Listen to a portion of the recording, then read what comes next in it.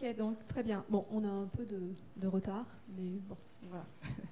On m'a parlé du quart d'heure dauphinois, on dit aussi quart d'heure lyonnais, donc voilà, on est dans les temps, tout va bien. Maintenant, moi, j'aimerais vous présenter quelques résultats concernant l'étudiant dyslexique dans l'enseignement supérieur. Et avant, c'est vrai que, je suis toujours étonnée d'entendre dans les universités qui m'appellent pour faire des présentations que finalement, parmi leurs enseignants, il y a encore des personnes qui doutent de l'existence de la dyslexie. Et ce n'est pas que les enseignants, mais il y a aussi des chercheurs qui disent que la dyslexie n'existe pas et ils contestent l'existence d'une catégorie de mauvais lecteurs que sont les dyslexiques. Et pour eux, la dyslexie serait un moyen de médicaliser un échec, s'expliquant notamment par des facteurs environnementaux, sociologiques et pédagogiques. Bon, on a vu avec la précédente présentation que ce n'est pas si simple et qu'il n'en est rien. Et je reprendrai donc l'article de Sprenger-Charles qui a suivi cet article de Elliott et Gibbs qui disait mais que elle répond à cet article en disant que si la dyslexie existe et elle argumente son papier autour de cette question-là. Donc oui, la dyslexie existe parce que les personnes dyslexiques sont issues de tout milieu et peu importe les méthodes d'enseignement, ce qui invalide les explications purement sociologiques ou pédagogiques.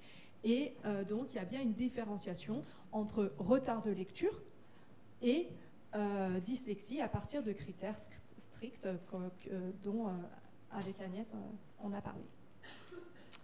Donc, je reviens à la parole des étudiants avec une nouvelle vidéo. Parce que si on doute de la réalité et de l'existence de la dyslexie à l'âge adulte et dans l'enseignement supérieur, eh bien vous allez voir qu'eux-mêmes explicitent très très bien leurs difficultés dans l'enseignement supérieur. Il n'y a pas de son. Alors tout à l'heure le son fonctionnait et là il ne fonctionne plus. Pourquoi ?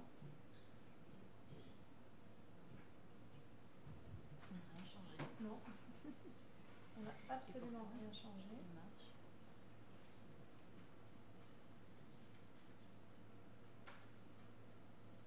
Mais c'est fou. Et si tu fais ton petit machin.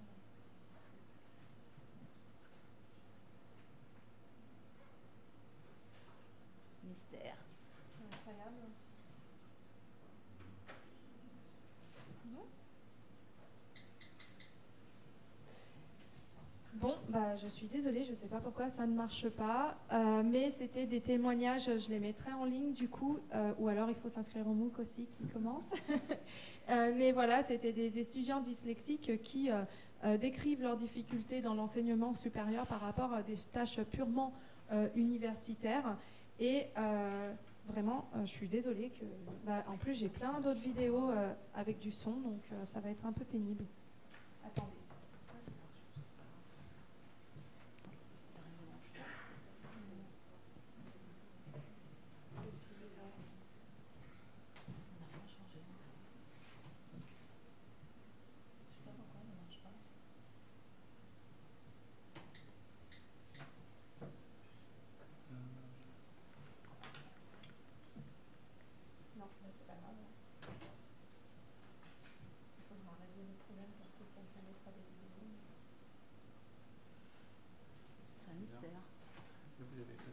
Non, on n'a rien touché.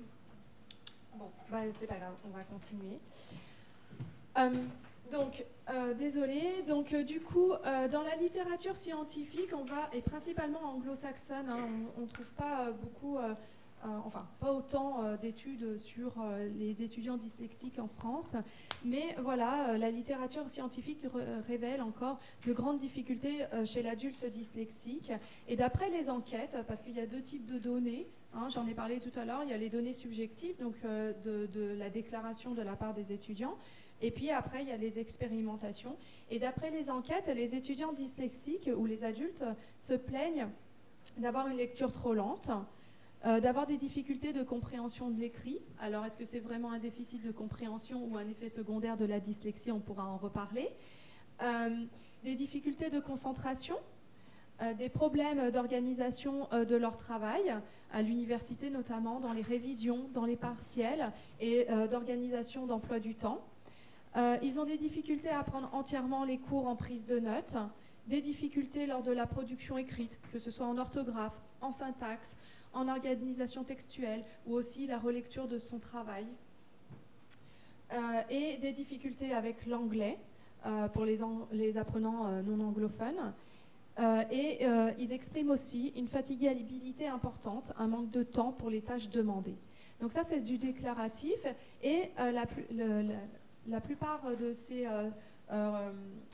ressentis sont confirmés par des expérimentations, par des données totalement objectives, et notamment des expérimentations en psychologie, en neuropsychologie et en psycholinguistique.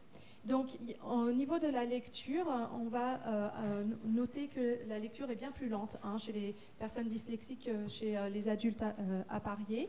Il y a une exactitude aussi inférieure quant à la lecture, un taux d'erreur plus important chez les personnes dyslexiques, avec des scores plus pathologiques en vitesse de lecture qu'en exactitude. Ils vont être plus lents que ce qu'ils font d'erreurs. C'est-à-dire que si on leur donne un peu de temps, ils vont faire moins d'erreurs. La lecture de texte avec signification est plus aisée que la lecture de texte sans signification. Mais dans les études qu'on a trouvées sur la compréhension, en fait, sur ces expérimentations-là, si on leur donne du temps, ils ont accès à ils comprennent le texte. Ils ont accès à la signification du texte. Alors là, je ne sais pas si ça va marcher. Ben non, évidemment. Donc, c'était un extrait d'une étudiante dyslexique de 19 ans et 8 mois. Elle est dyslexique et dysorthographique. Et là, c'était la lecture du texte de l'Alouette. Et quand on l'écoute, alors heureusement, j'ai mis le texte en dessous, sous la mousse ou sur les toits, dans les haies vivants, où le chêne fourchu, le printemps a mis ses nids, le printemps a nié au bois. Annie, du renouveau, c'est le doux temps. Donc, en lisant très lentement. Donc, vous voyez qu'elle fait voilà, plusieurs erreurs. Et en plus, quand on l'écoute, elle va vraiment lentement. Et cette même étudiante, lorsqu'elle lit le texte du vol du PC, elle va faire moins d'erreurs, elle va être beaucoup plus fluide, et les seules erreurs qui vont être annotées, ça va être notamment, surtout pour les pseudomots. Donc au lieu de dire michérature, elle va dire micharature, elle a du mal aussi pour attributeur, etc. Donc c'est vraiment des erreurs très ciblées, et quand on l'écoute, on le mettra sur le site du coup, eh bien c'est beaucoup plus fluide. Donc concernant la tâche d'écriture, donc on a également noté dans les expérimentations que la vitesse d'écriture des individus dyslexiques était inférieure aux adultes appariés. Pareil pour l'exactitude, on va avoir plus d'erreurs dans les productions écrites des étudiants dyslexiques que contrôle, et que ce soit pour les dictées de mots et de textes, et dans les productions écologiques. Donc c'est-à-dire qu'on a ce type de résultats à la fois dans les passations typiques chez les orthophonistes ou les neuropsychologues, voilà, avec des dictées de mots, pseudomots, non-mots, etc.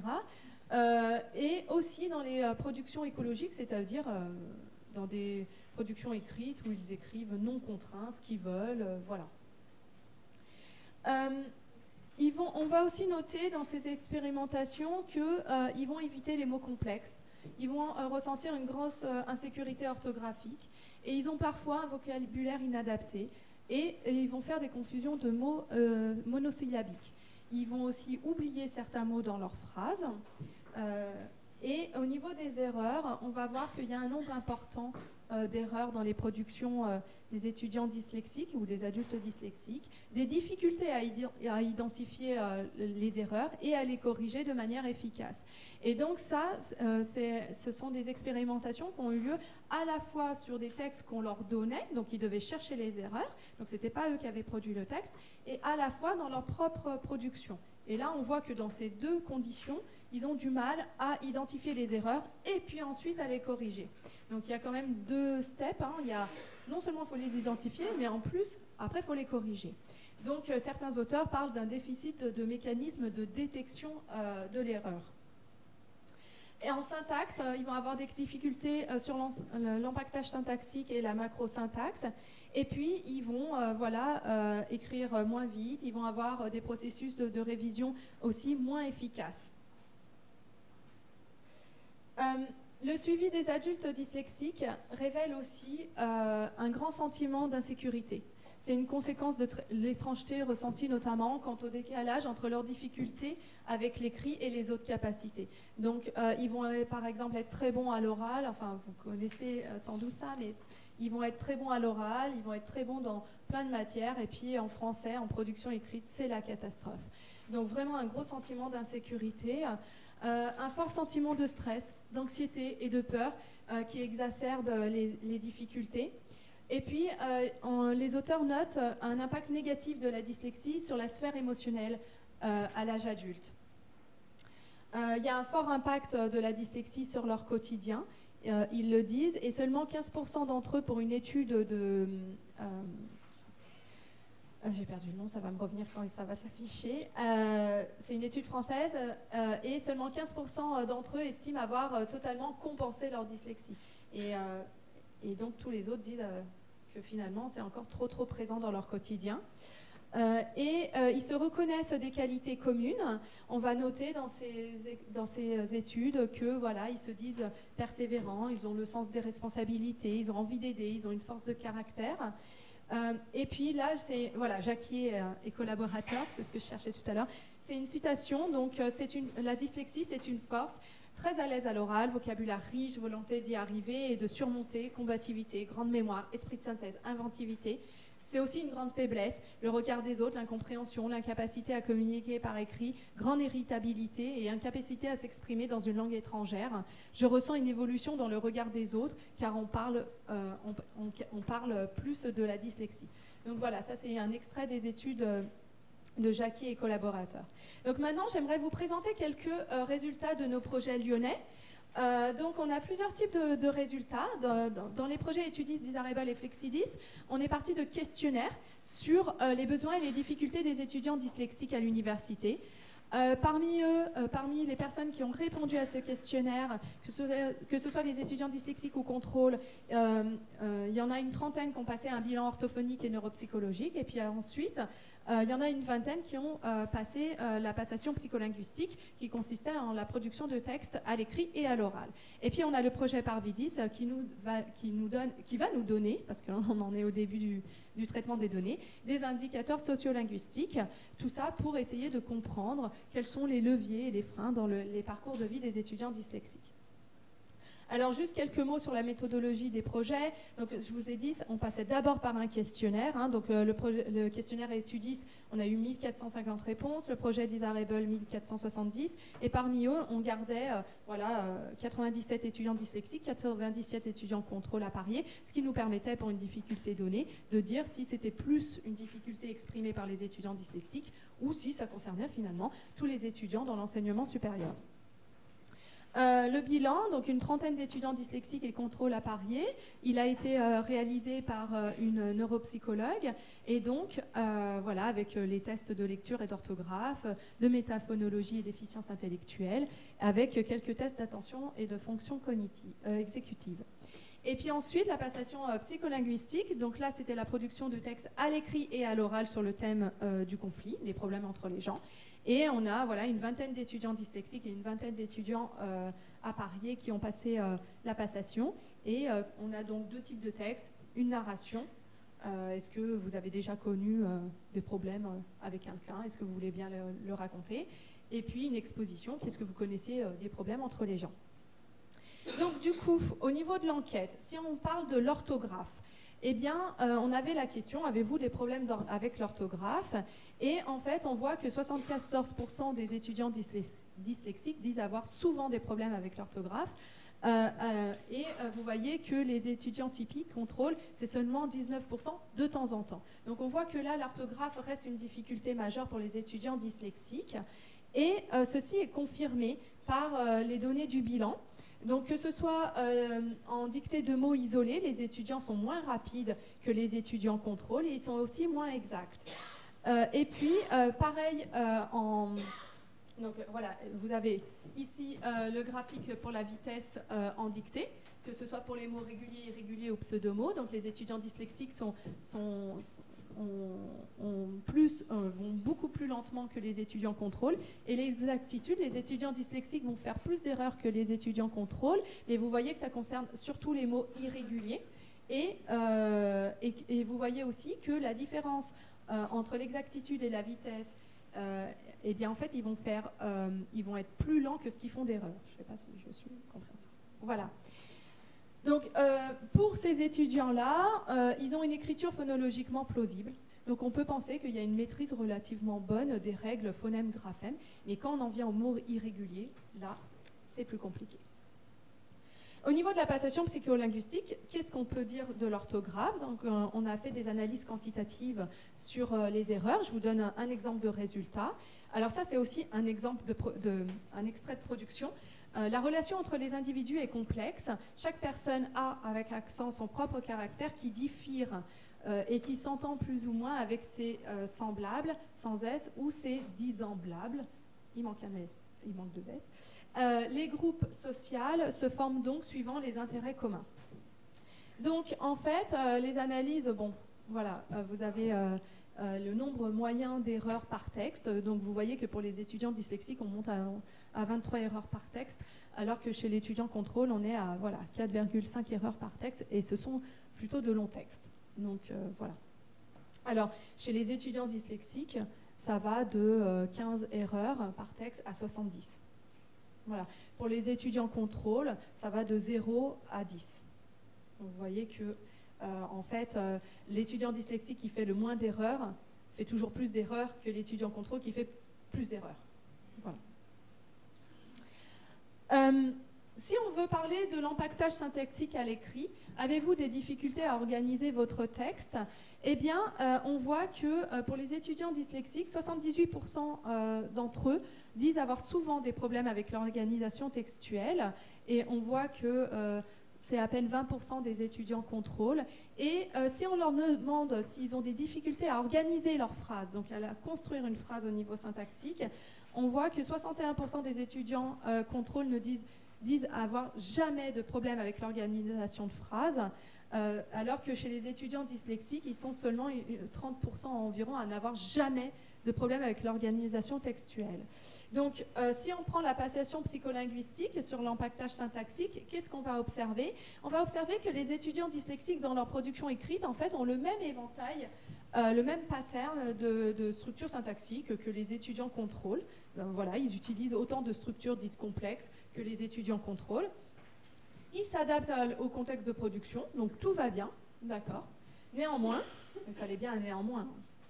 Eh bien, ce qu'on va noter, c'est qu'ils vont faire beaucoup plus d'erreurs syntaxiques dans la construction des phrases. C'est-à-dire qu'au plus leurs phrases sont complexes, avec beaucoup, par exemple, de subordonnés, avec des subordonnés relatifs qui impliquent aussi le qui, que, le dont, laquelle, voilà, eh bien, au plus ils vont se perdre. Et ça c'est beaucoup plus fréquent dans les textes des étudiants dyslexiques que dans les textes des étudiants contrôle. Un mot sur la révision, sur le fait de relire ces textes. En fait, on peut observer que la proportion des révisions va être un peu plus importante chez les étudiants dyslexiques que chez les étudiants contrôle. Bon, la différence n'est pas significative sur les mêmes longueurs de texte. Donc, on peut se dire, bon, ils révisent autant que les étudiants contrôle, très bien. Bon, quand on va chercher dans les types de révision, on voit que néanmoins, il y a un type de révision que les étudiants dyslexiques vont faire plus que les étudiants contrôle, c'est les révisions orthographiques. Donc, ils savent qu'ils ont un problème avec l'orthographe, donc ils se focalisent sur l'orthographe. Néanmoins, on aurait pu attendre en fait beaucoup plus de révisions chez les étudiants dyslexiques puisqu'ils font beaucoup plus d'erreurs orthographiques. Donc on voit en fait qu'ils font plus d'erreurs orthographiques. Des fois, ils peuvent en faire 7 fois plus que les étudiants contrôle, mais ils ne révisent pas plus.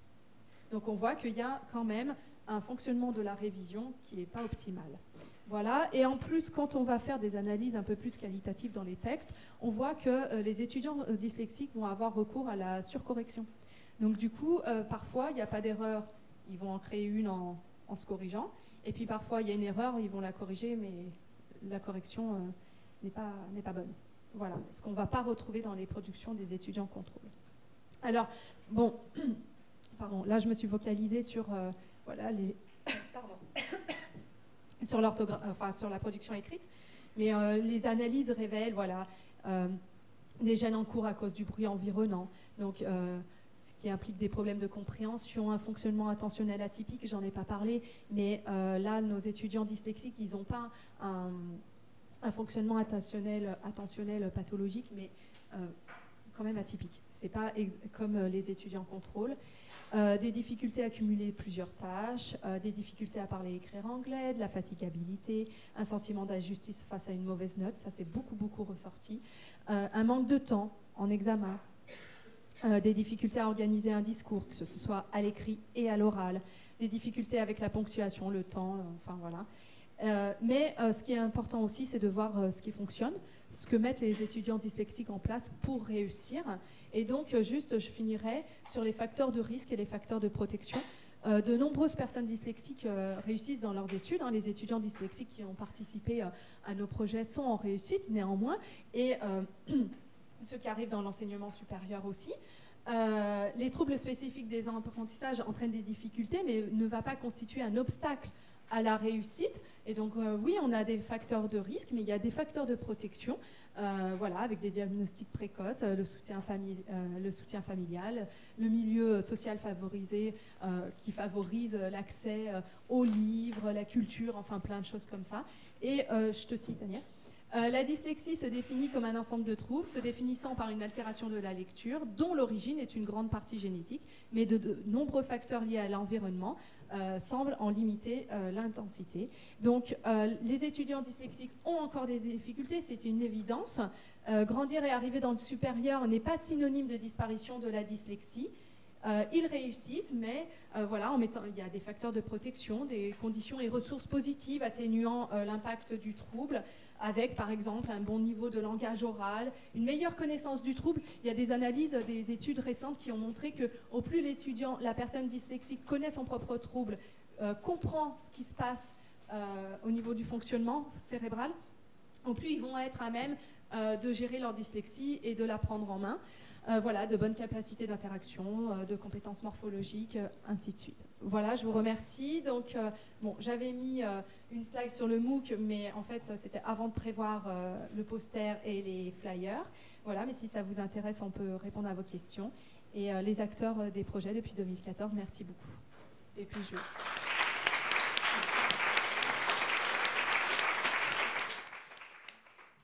passe la parole. Donc on enchaîne, hein, j'espère que on fait la pause après. Oui, c'est ça. Après, il y a la